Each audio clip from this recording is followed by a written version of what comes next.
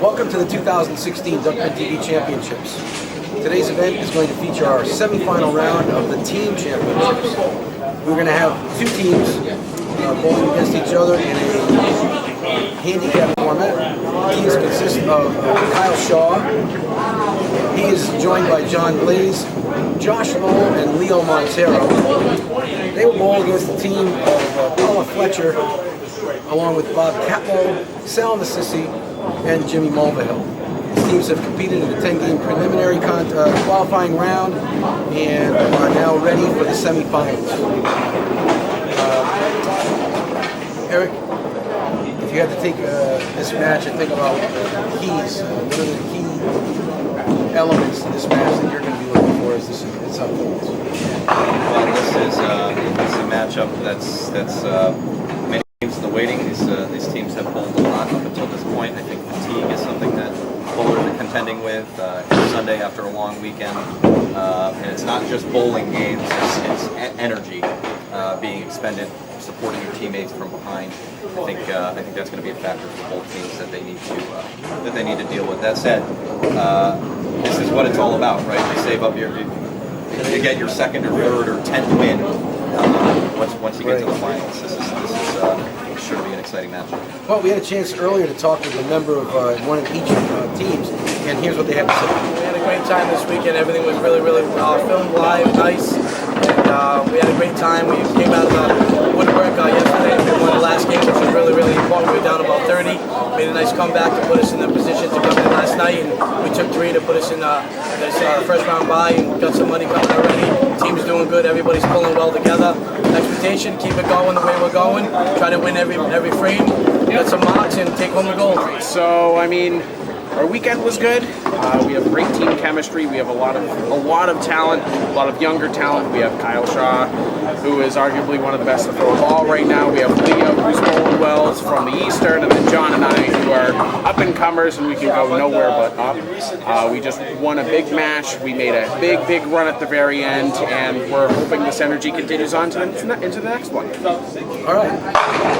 Well, we're going to step away for our commercial break at this time. We're going to be back with live action. Once again, the 2016 Duckpin TV Championships will continue right after this.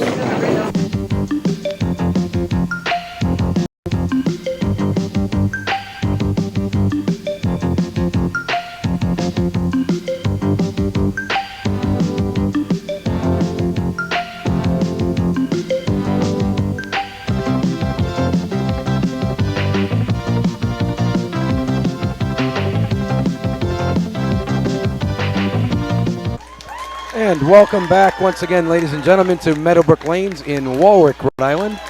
We are going to now start the first of our semifinals team matches. We have a matchup today with Kyle Shaw's team taking on the team of Allison Costa, joined in the booth by Eric Lateska, and also our executive producer Brian Ewing is with us today. Good afternoon. Producer extraordinaire, commentator. Pin chaser. I'll do anything, guys. Anything.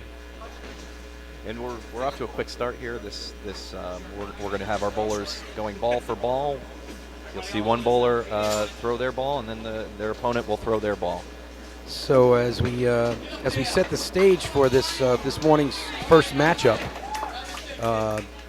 the team on the right, the team of Allison Costa, was the second seed in the tournament overall. Therefore, they drew a bye through the first qualifying round, so they drew a bye directly into the semifinals. Ironically, the last team they bowled was the team of Kyle Shaw, and they had some pretty good success last night in that final game. They beat them by a score of 649 to 599. So that might be a little bit of maybe a mental advantage heading into this match. Yeah, a lot of excitement over the weekend for these two teams. Some really exciting moments to watch from the back, especially one that we talked about in some of our reporting for Team Costa. Very exciting match against another team from down south, I want to say, led by Tom Chiarini and a few other bowlers that we had the pleasure of hosting for the tournament. And the team of Kyle Shaw is kind of a mix and match. We've got a couple of bowlers, as you can see. Those bright green shirts are both from Bogey Lanes out of East. Trying to read that, out of Massachusetts. They are both candlepin bowlers, and they're joined by Kyle Shaw, who's of course the legendary young bowler from Lucky Strike Lanes in Mansfield, Connecticut, and they are joined, all three of them, by a bowler out of Rhode Island, Mr. Leo Montero. So, kind of a mix and match team. They're But very it exciting team. seems to have worked out well, and an interesting theme that we saw over the course of the weekend and how they qualified to get into the semifinal round. Probably the opposite of what you would have expected.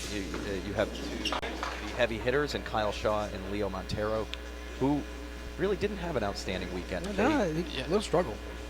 Yeah, I mean, we talked about that a lot when we were doing our updates throughout the weekend, as we see Anthony Benetti pick up that spare. That Josh Lowell and John Blaze were really kind of carrying this team. And I kept saying over and over again, if this team is going to win, it's going to be because Kyle Shaw and Leo Montero really kicked it into gear and got to that next level that those two guys are capable of getting to. Exactly what happened in this morning's qualifying round. Leo Montero pretty much led the way with, I believe he had 6 strikes in that game with 2 doubles. Yeah, so what came before our semifinal matchup was actually a preliminary round, if you will, in the finals, through which the first and the second seed got a bye. But we saw Team Shaw. They went up against Team Richardson, a Southern team. Went up against Team Richardson, and you're exactly right, Pat. We saw a very big game out of Leo Montero and Kyle Shaw. Again, still not quite where we expect him to be. Remember, but Kyle Shaw's a 150 average bowler, so I think he threw in the one. I think he might have thrown a 138 in that game, and it's a good game, but it's not his standard. caliber. And Leo, right on cue. Leo keeps throwing strikes. Yeah. We're off to a pretty good start here. Well, you're not going to have to worry about anything excitement level with either of these teams. They are both very animated teams. And there's plenty of caliber on both sides. Yeah, I mean, you're going to see a lot of marks. 6 out of 8 to start off this Some tough shots were made. You saw a couple of really solid first balls. And we only saw 1 pin dropped in those 8 frames combined. This is a handicapped match. The differential being 15 pins in favor of Team Costa. So the Costa team basically starts off with a 15-pin lead, which over the course of 10 boxes with 4 bowlers isn't a whole lot. It's not a lot.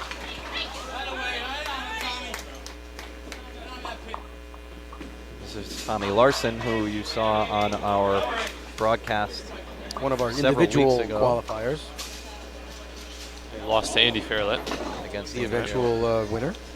The eventual winner of the Division A, and Tommy did everything he could to not really make went ball for ball. Fairlett, Yeah, he really did. And just at the end, didn't quite have enough. Maybe not enough luck. Very exciting match to call and to watch. Yeah, and I think it's interesting to see that Team Shaw here has 2 bowlers who made the individual finals, made the TV show. Team Costa has 1. Yep. We had Blaze on the show, and we had Josh Lowell also. John throws a really great ball in the 1-3 pocket. Kind of clears everything off the deck and leaves the 4-7. Things fly around with his ball. In their qualifying match this morning against Team Richardson, I read around the 4th box or so that the team of Shaw trailed by at least 50 pins, maybe 50 in another hit. And within the course of 2 boxes, they had turned that completely around and had taken a 20-pin lead. It was a huge turnaround. In the blink of an eye, it was very quick. I actually walked away. I think I walked away with them trailing by 30 and came back and saw them winning by 30. Yeah, it was a very quick turnaround, but they did end up getting back into that match, Team Richardson. It came down to the last box or 2 before that was finally settled. I just want to point out here, I talked about dropping pins a couple minutes ago. In that frame, each of those bowlers dropped 1 pin. They left 1 pin out on the lane there. Both bowlers could have easily gotten 10 boxes, right? I think that it's here, going going to mean a lot. Yeah, that's going to make a major difference here. So whoever can, clear the wood off the lane more, right, drop the least amount of pins, that team is going to have a distinct advantage. Yeah, Brian, just to reinforce your point, I think I have every expectation of this being a close game throughout. So it takes the pressure off at the end. If you pick up those pins early, there's less pressure to get those pins now versus in the 10th box. Yeah, and a game that's going to probably be decided by less than 20 pins. Well, just watching, maybe even 5 or less pins. Just watching a majority of the matches this weekend, they've all well over 75% of the matches have come down to at least the last 10th box, if not the last box itself. Yeah, absolutely. Stakes are a little bit higher here. We've got two teams full of great bowlers. Well, they're looking to get themselves a spot in the finals.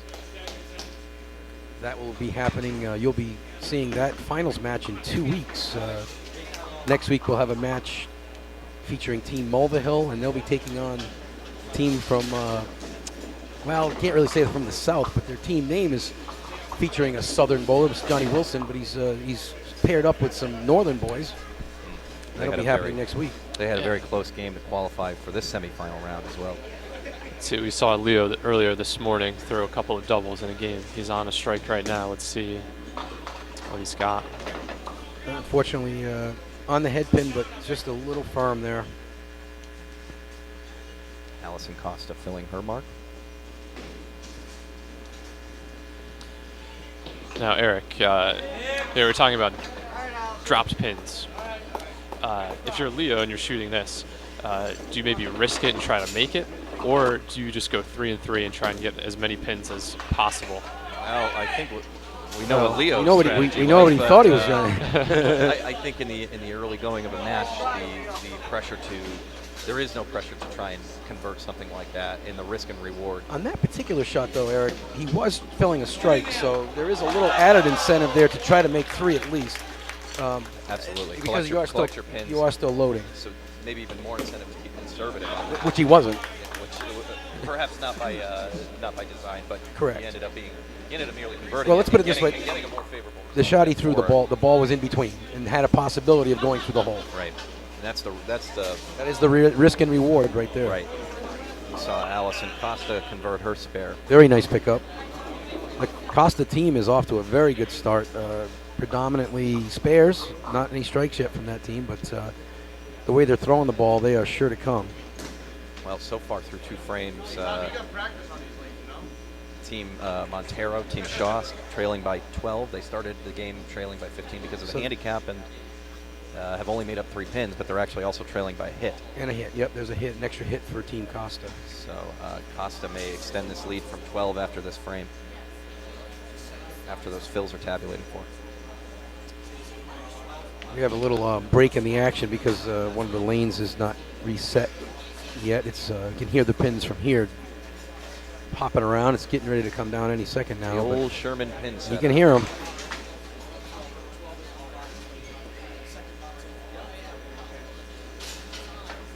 There's this sweep of the deadwood and resumption of there they are. I know you couldn't see them, but we could hear them filling up, so we knew it was coming. Here's Tommy Larson on lane 4. Filling a spare. Very methodical approach to the every shot. He's that long lefty. Yeah, no, Eric. We saw Tommy a couple weeks ago, but maybe you can talk again a little bit about his follow through or lack thereof at the end of his approach. Yeah, he's almost a theme across the match that the semifinals and the finals of each individual championship, Division A and Division B.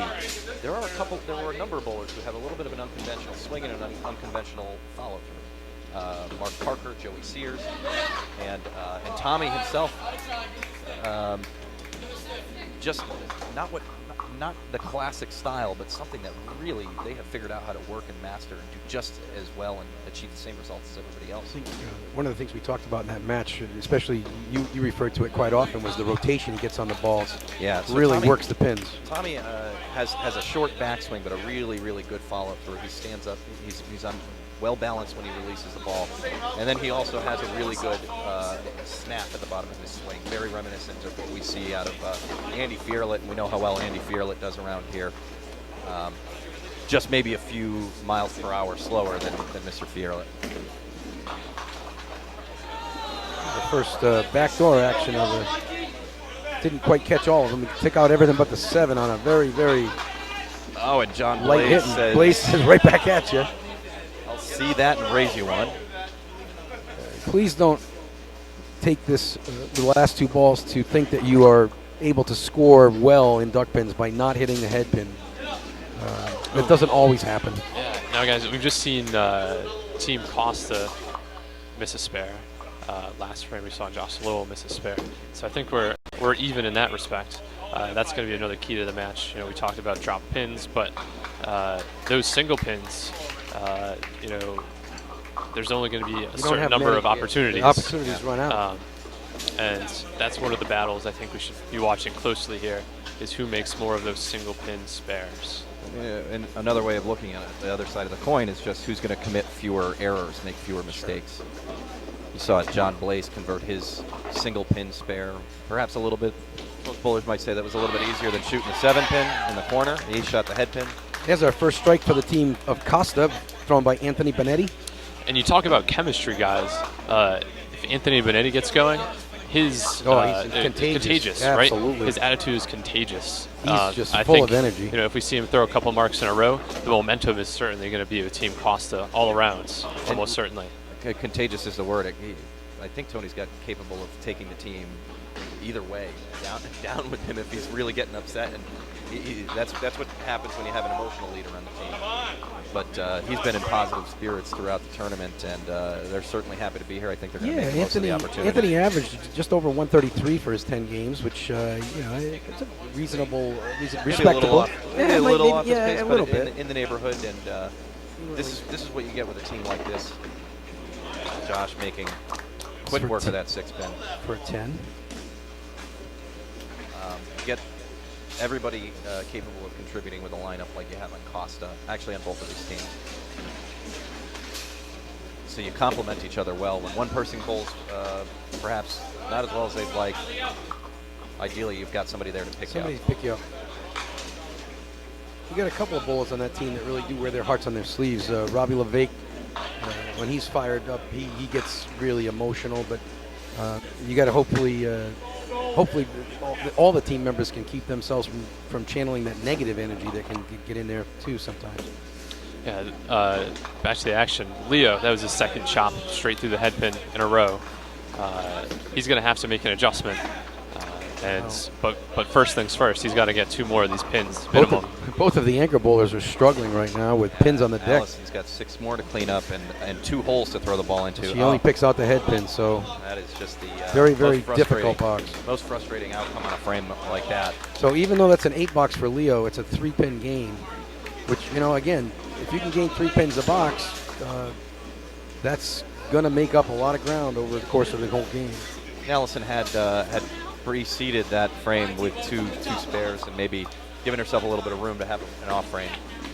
But she's going to want to bounce back quickly from that. Now we see Kyle Shaw rip through the middle. Tommy Larson led the team of Costa with a 140, almost a 143 average, which makes sense because he was in the individual finals.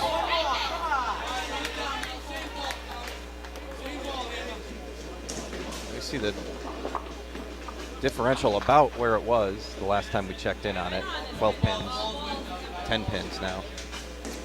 And at this stage of the game, obviously too early to make any kind of decisions, but it seems to me that right now both teams are starting to struggle with pocket hits and need to, like Brian was alluding to, make some adjustments to get the ball back in the pocket.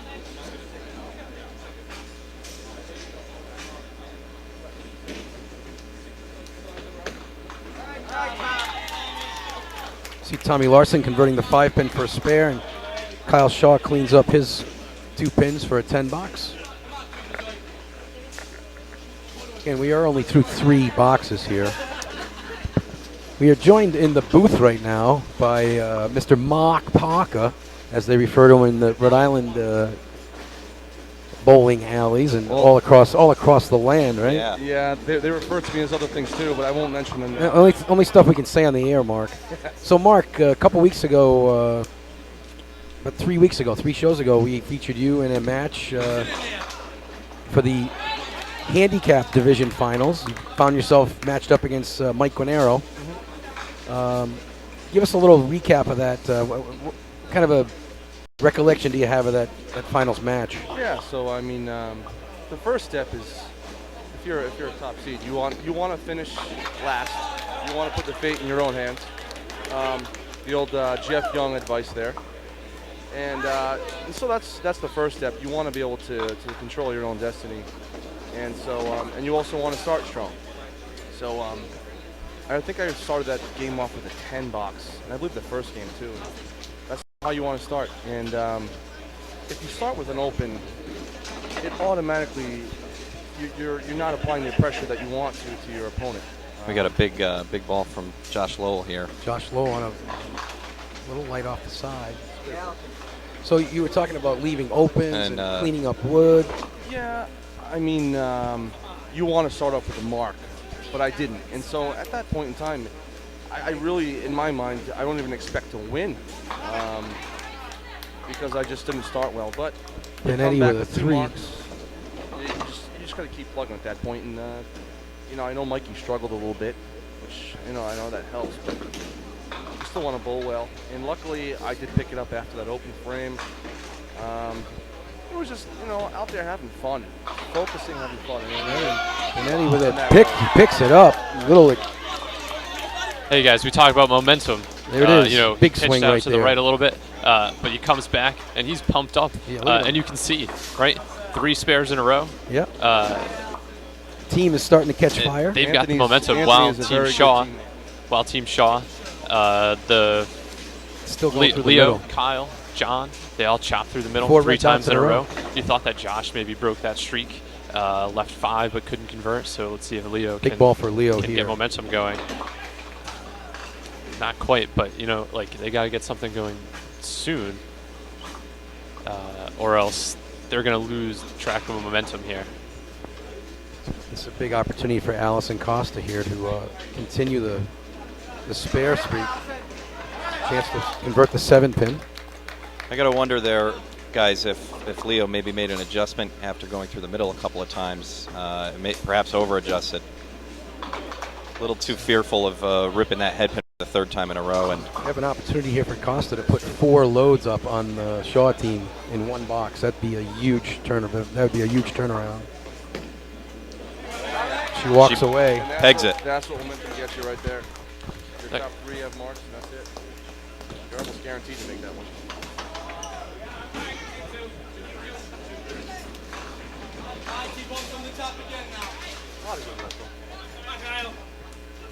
So, Mark, your overall feelings for the way the tournament was run and how you had the opportunity as an individual to compete, even though you were bowling on a team. What's your thoughts on that? I thought it was honestly the best format I've ever bowled in. Team tournament wise, it gives everybody extra incentive. If for some reason your team's not doing as well as you hoped, you still have an incentive to bowl well individually, to get as many opportunities as you possibly can. And the more opportunities that people have, the more apt they are to bowl in a tournament, the more fun they're going to have. And this tournament provides that. And I've never actually bowled in a tournament that had this format, and it was the best format I honestly think I've ever bowled in. Well, that's great to hear, and we really appreciate you taking some time to spend with us in the booth here. Congratulations on your individual accomplishment, and we look forward to seeing you again next year, Mark. Thank you very much. Absolutely. Thank you, guys. Oh, you see that shot by Kyle? That was Kyle just made little some lucky magic there, here. but Yeah, a little magical. maybe that's some momentum that this Kyle Shaw team can carry, because this box right now, right? Team Costa is filling 4 spares. They already had close to a 30-pin lead.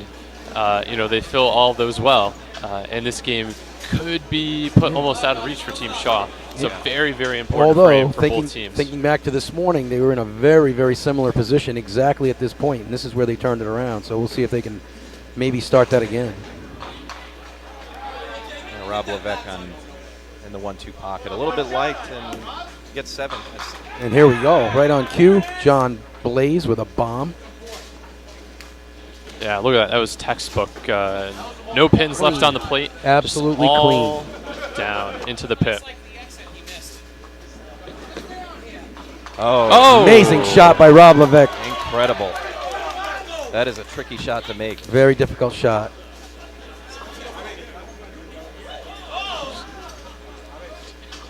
That doesn't always happen. The problem we have right now is the ball return is loaded up to the max, so every once in a while there's a ball falling back down the gutter to the ball return. So Yeah, who says we're not athletes? Pat? Anthony You know, went flying down there. Stealth. Sign him up. He was stealth. The Olympics are coming up. You know, maybe two-sport athlete. Perhaps. Could be going to Rio. I'm impressed he stayed on his feet. He was popping around there.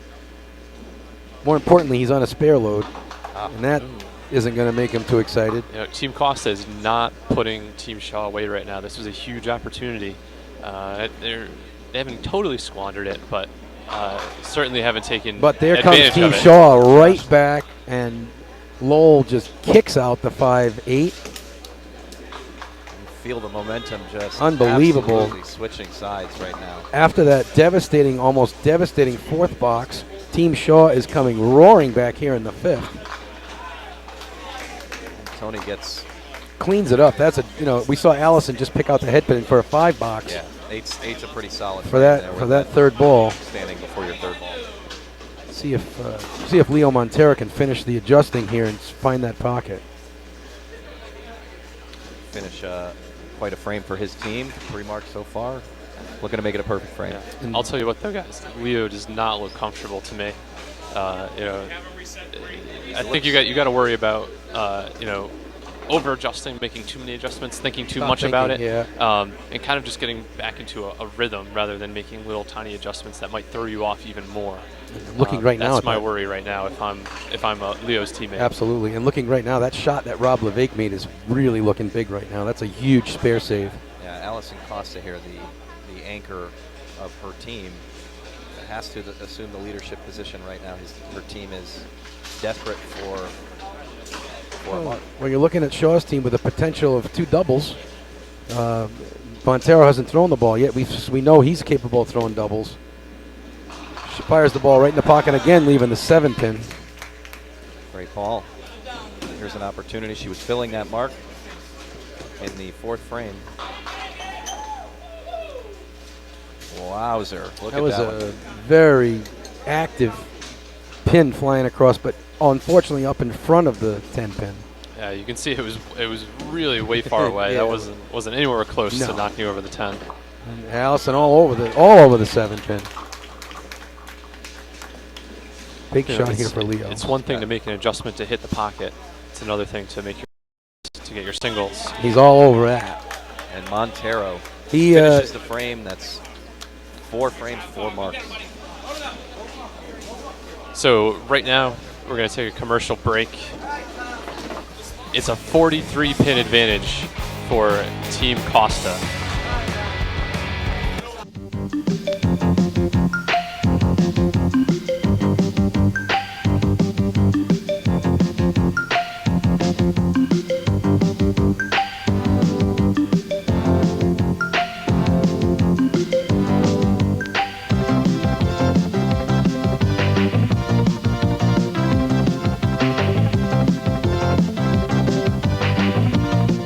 Welcome back. During our commercial break, Kyle Shaw loaded his spare with a nice 9 fill and leaving the 7 pin, which we're going to watch him attempt to shoot right now. Eric, we've seen twice today now. This is the second game in a row that Team Shaw has really exploded in the 5th and 6th boxes. Good time to make a move. Yeah, I think maybe in both games they felt a little bit of pressure, and you're looking at 4 guys who are capable of responding. Rising to the occasion, and they've done it now 2 games in a row. I'd expect You hear a little roar from the crowd there as Kyle skinned the side of the 7-pin. Yeah, barely. I think they shook hands on the way by.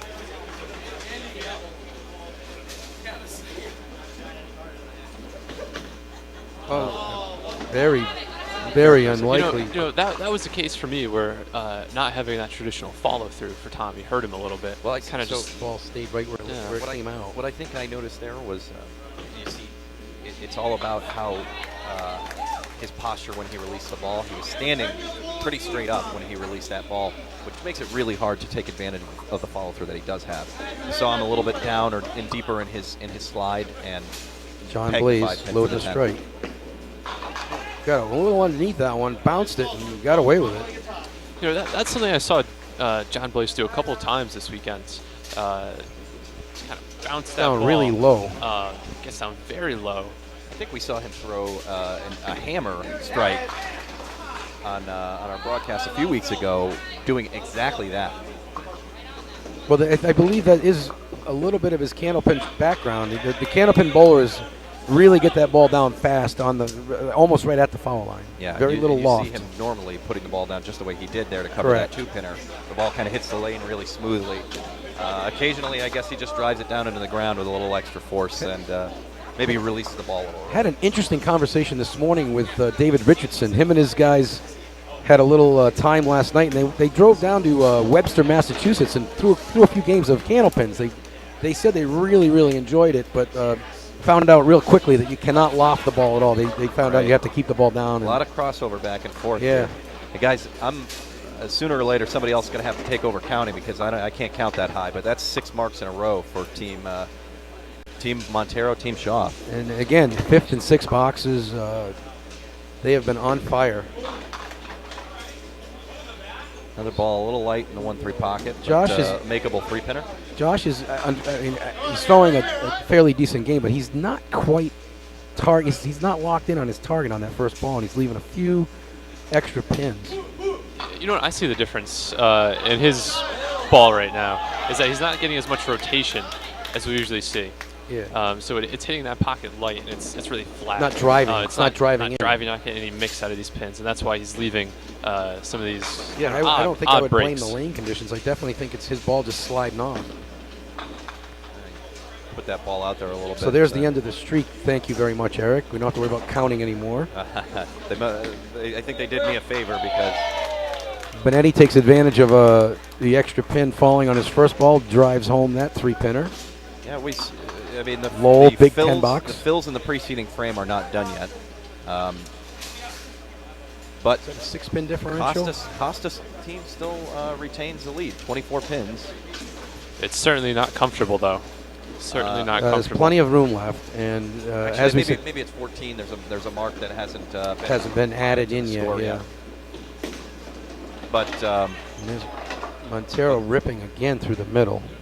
in spite of Team Shaw putting 4 straight marks in frame 5, I think Team Costa was able to. Well, they withstood that first Manage initial momentum swing. Now it's a matter of does Shaw's team have another one like that in them? Yeah. Okay, so maybe we can talk for a couple of minutes. We see Allison up there. She throws her ball around 14 to 15 miles per hour. We see some of the other guys over here throwing it in the low 20s. Does that make any difference here? Well, speaking from experience, I do bowl here on Monday nights, and the harder you throw the ball here, I do believe you end up driving pins up in the air. That a lot of the better scores I see here are the balls that are got Tommy Larson's speed. Might just be about perfect. Keeps pins mixing. I tend to find unless I really, really hammer it tight in the pocket, I can leave a lot of bad splits on a seemingly good hit. Yeah, I would agree and echo every point, and I especially agree that Tommy Larson's got all the right attributes to his game to score really well here when he's putting the ball on his target. The velocity is right. He's got rotation. He keeps pins on the deck. Can use the walls. Yeah, let's see what he's got here. It's almost a perfect ball for him. I mean, this is the game of duck pins. They're not always supposed to fall down every time. So that's why a perfect game has never been thrown and may never be thrown. Yeah, it's hard to say. I mean, 12 in a row. I don't know. I know you got to be good, and I do believe you got to be lucky. Yeah, we saw in that frame, Eric. He got down. He got that rotation, that Kyle follow through on his bounces it. ball. Very the unusual. little bit that he needs, but he looked good that frame. Absolutely. And Very unusual mistake on there the from other Kyle hand, Shaw. Kyle's still showing signs of, I don't know what, not being himself. He's not smooth. He's not. His timing seems His slightly off. His approach is usually a very smooth follow through, very, very rhythmic, and he doesn't seem to have that going right now, or really at any point that we've seen much throughout the We tournament. have seen some good scores out of him from time to time. I mean, a bowler like that. Oh. There you go. So, so you see, in that sequence, you saw Kyle and Tommy throw absolute hammers, and both leave a solid 10-pin. Rob steps up and flags the 4-pin, and they all fall down. Yeah, you know, this is something interesting just happened, guys. After Kyle, it's worth pointing out to the viewers here. Kyle Shaw missed a mark. Okay. Meanwhile, John Blaze Carries and covers. That's a big cover there for John. smacks the 7-pin right in the face. But in an individual match, all that Kyle missing a single in a head-to-head match. That's it. I mean, the story's done. Nothing to and do. You try to move on. In a team match, Kyle's attitude and the way he responds to his success. Oh, or his there's the failure. Josh Lowell right there. Yeah, Watch that's that clean out. That's the pocket he wants to hit. I think kind of making the point you're about to make, right, Eric?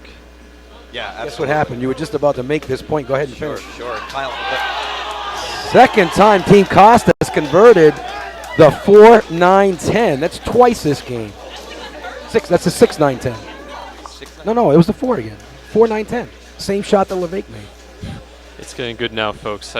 Almost need a chance to catch our breath here. But Eric, maybe go back to the point you were making a couple moments ago before all this craziness. Yeah, they don't give us a chance to talk here.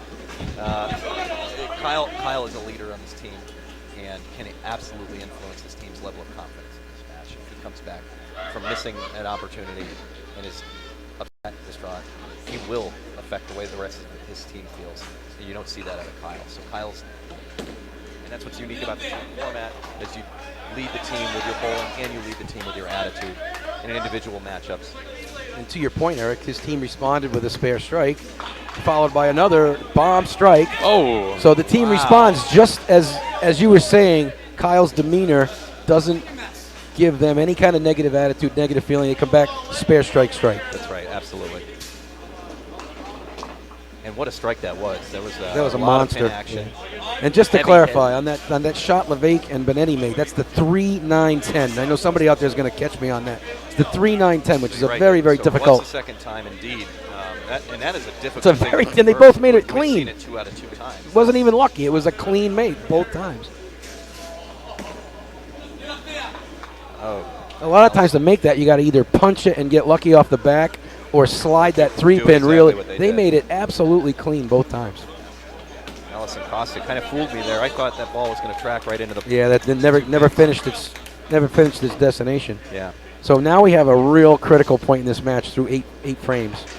Team Seven. Costa through 7. I'm sorry, we're into the 8th frame. Team Costa loading 3, and Team Shaw loading 3.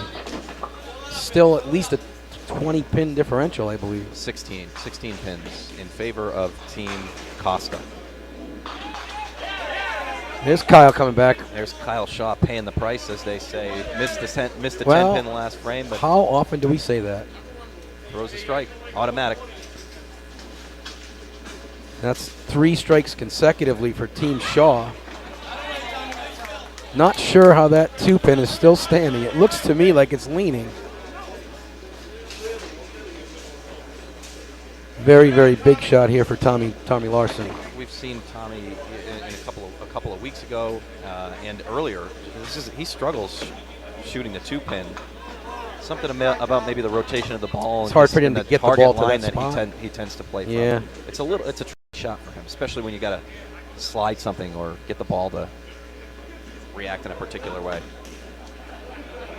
So losing a pin there. again, we talked about that earlier in the match. It may not seem significant, but over the course of a 10-frame match with 4 bowlers, that could mean the difference between a mark or 2 by the end of the game.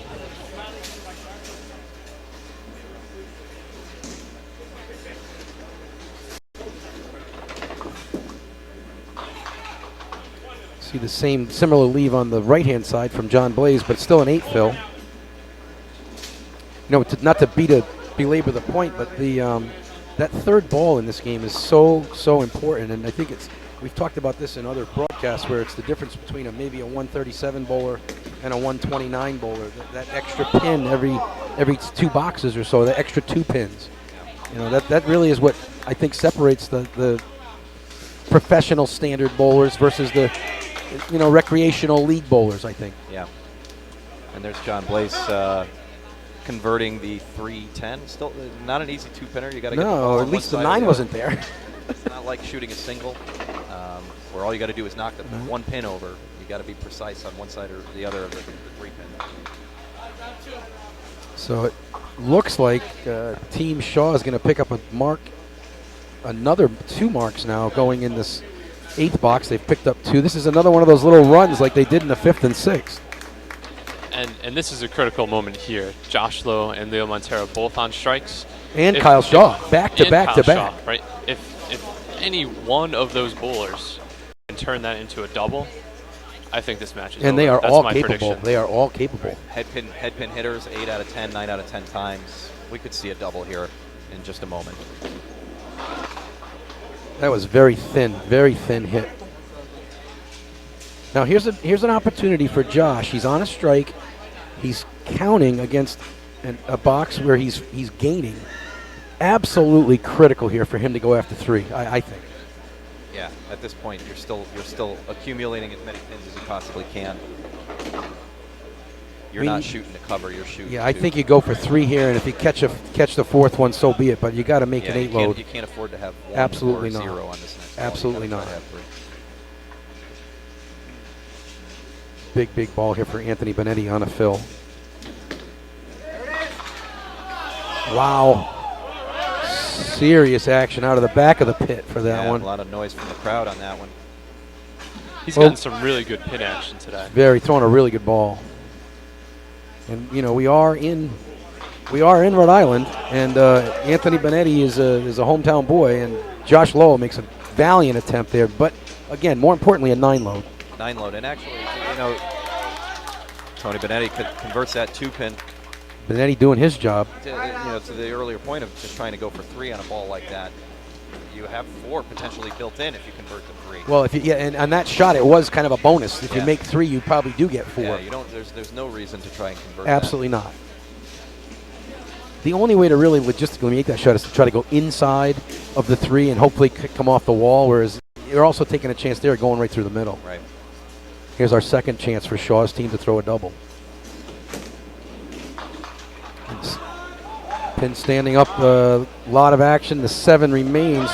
Man, that ball went into that pocket with so much drive. I don't know if I always notice it quite this much, but you could tell his ball ripped the lane and drove into that pocket. Well, his follow through, he's just very exaggerated forward motion. He really drives the ball forward. Allison picking up a few. There's an example right there of what, Brian, you were talking about earlier. Keeping pins on the deck, it's just slapping around, and they do fall down. Yeah, that ball was just 15 miles per hour, nice and slow. If I throw that same ball, I'm leaving the 5-10. I know it. I'm not getting that. Yeah, because you throw it 22, 23 miles per hour. Yeah. Right? Saw Leo pick up that spare there.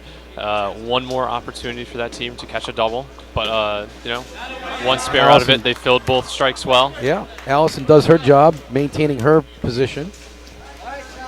Here we go, final 2. So 13-pin difference with in a favor extra, of Team Costa. Extra hit for Shaw. Extra hit for Shaw. Essentially an even match. Pretty much an even match.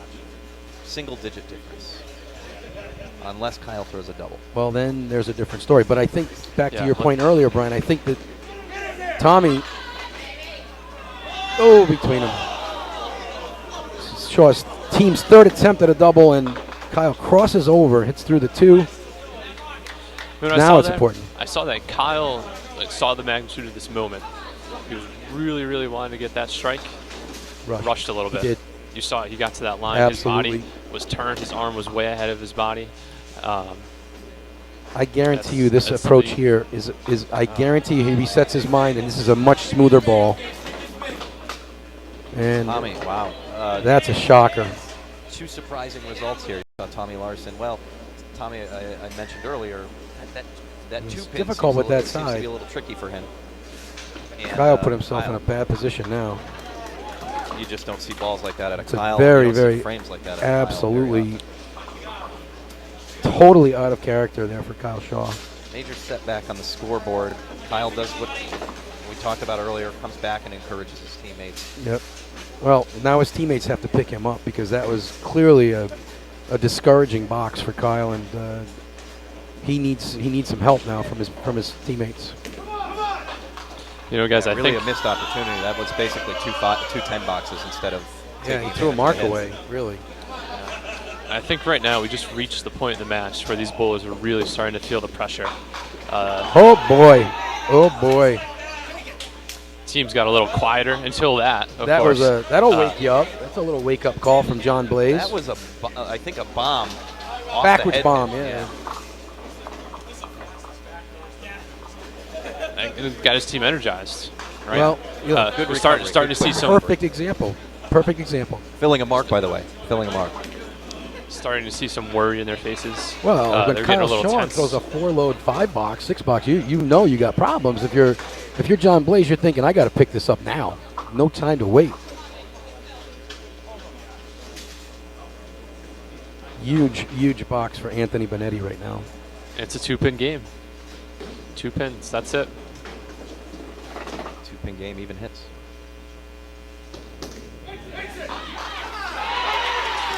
Oh my! Just What a ball. little What a excited. ball, what a reaction. That might have Tony and the been team. the biggest reaction of the tournament. Oh, good. Josh Lowell gets a little Really hello, good. How do you unusual do? pin reaction there. Went into that pocket a little bit light, and you saw what I think was the head pin just flipping around. Right, the right outside. around the 5.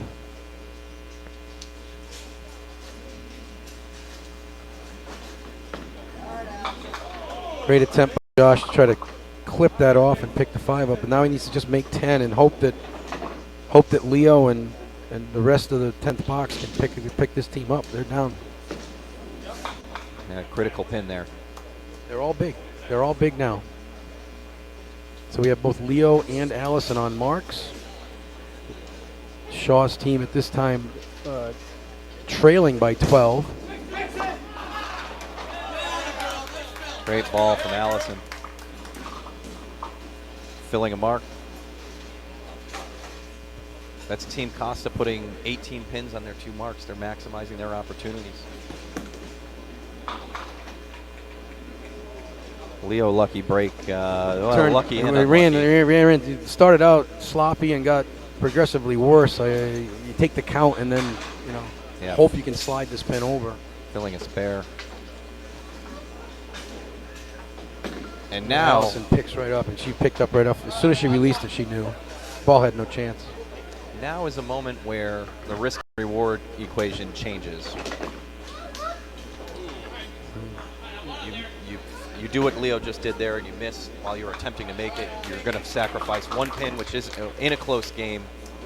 Absolutely. But you start changing the way that you're thinking about especially if you're trailing the way that Leo's team is by 12 pins at this point. You start thinking about figuring out. Conversely, though, Eric, I mean, Allison got a 9 in that box. You're talking about a very, very close game, 12 pins. Leo only got a 9. If he had maybe shot each pin individually, could have gained a pin. That pin could be the difference in the match. Could be, absolutely. We've been talking about a potential single pin or less than 5 pin difference. Well, we have a 12 in deciding the match. We have a 12-pin match with even hits, and we're down to our last frame. That might be the Kyle Shaw that we probably expect to see more often than we have been seeing this weekend. Yeah.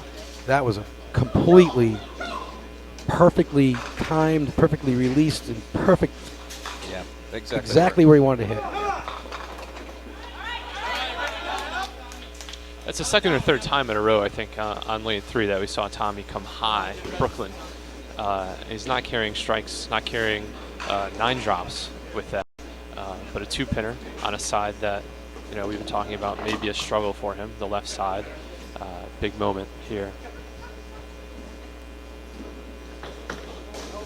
Once again, that left-hand side of the lane has not been favorable for him at all. Yeah, it must be a tricky side of the lane for him to shoot, figure out how, without relocating farther over to the right. So at this point, that's a big pin. That's 11 pins less a hit. Tommy typically a little more subdued in his reaction, showing a little frustration there. He knows how important that pin was. And he missed a few opportunities there for spares, and Kyle now has a chance to make it a 1-pin game. So that breaks the deficit down to 2. 2 pins, even hits. Both teams have a strike as the hit. Again, Brian, going back to your initial observation, the pins. Yeah. How many times is this going to happen? Where you think about the course of this game? How many single pins, 2 pins, a 5-box, a 6-box? There's the difference. Here's John Blaze filling that strike, the backdoor strike. Oh. So there's 6 pins on that thus far. Still filling. There's really, really important that he has a 9 load here.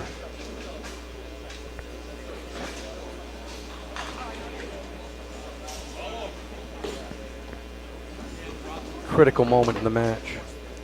bowlers on the left side are allowing the bowlers on the right side to finish their matchup. Bowl the entire frame up until this point. We've had the bowlers going ball for ball. This is the benefit given to the team with the higher seed to defer and allow the bowler on the right so that they have the opportunity to see what they may need. Yeah, and we just saw it there. John Blaze got a single pin on the third ball, but he's very amped up about it. Yeah, right? He notices how important that is. Yes.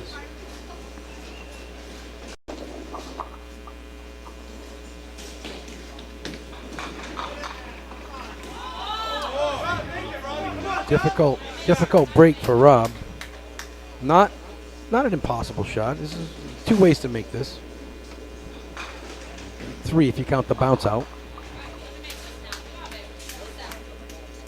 That's in play for Rob. He throws it hard enough to bounce it. Yeah, 24, 25 mile per hour ball for Rob. Very close. Now here we go. Give it a good try there. He's got to make one here. This is the point where we're talking about every pin, and you've got to make a pin here. And there we have a 2-pin turnaround. John Blaze converts for a 9 drop, makes the 10 box. Not only does he get the 9 low, but he picks up 2 additional pins on the actual box. And that's a really unfortunate miss there to not carry a pin, because that makes the difference. 9 less a hit. 9 pins in favor of team. Shaw has a 9-pin lead, and Benetti's on a load. And a strike. Correct. Less.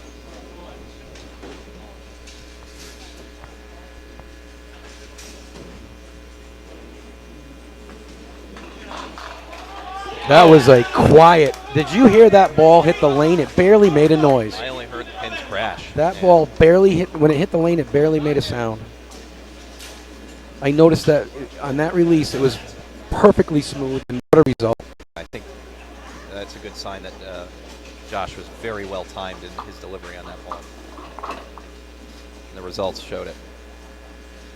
Huge spot for Josh right there.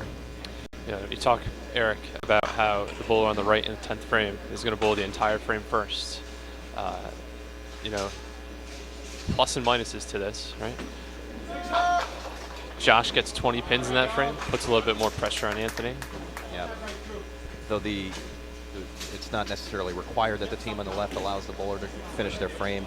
Anthony could have taken the lane, but he decided in that moment to let Josh throw his next ball. So 3 important pins here for Josh. Huge finish for Josh Lowell. Is that a 47, 37? 127. Sorry, 127. Josh Lowell. So here's Benetti on a strike. Monster spot, obviously. There's not much time left. This team trails by 20. That was an unfortunate first ball, but he's got to get that out of his head. He's got to finish this. Got to finish this. He's going to have to. Got to make 6 out of this, 6 or 7. Give Allison a chance. His only thought here should be to make contact with one group.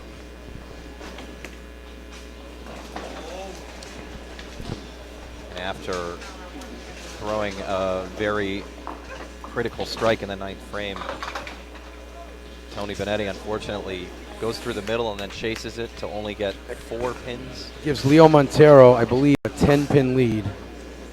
18 pins. I'm sorry, 18. Right. So if he gets a mark and It's 3 over. pins, it's over. What a turnaround in the 9th and 10th frames.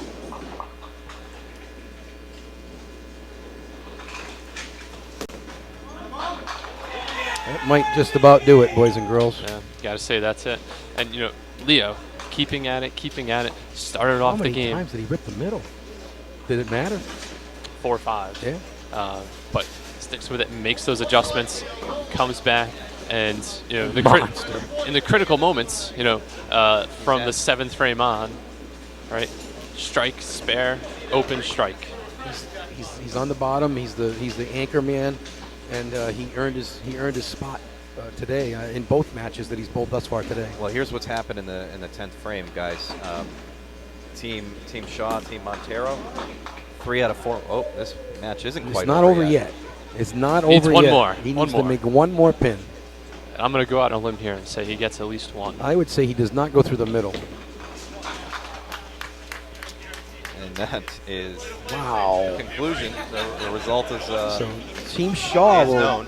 Team Shaw will move on to face the winner of our next match next week, which will feature Team Mulvihill and Team Johnny Wilson from Baltimore. You'll be seeing that match coming at you next week. We're going to let Allison finish up her frame. What a great tournament for this team. This is the team I picked to win. Unfortunately, their tournament's ending here. I think they had a great weekend, though. And it really came together in a lot of good moments. It gave good moments to the tournament for entertainment value, including this match, all the way up until they fought hard last to the end. So that concludes the first of our semifinals in the team competition for the 2016 Duckpin Championships. We're going to take a break. We'll be back with you right after this.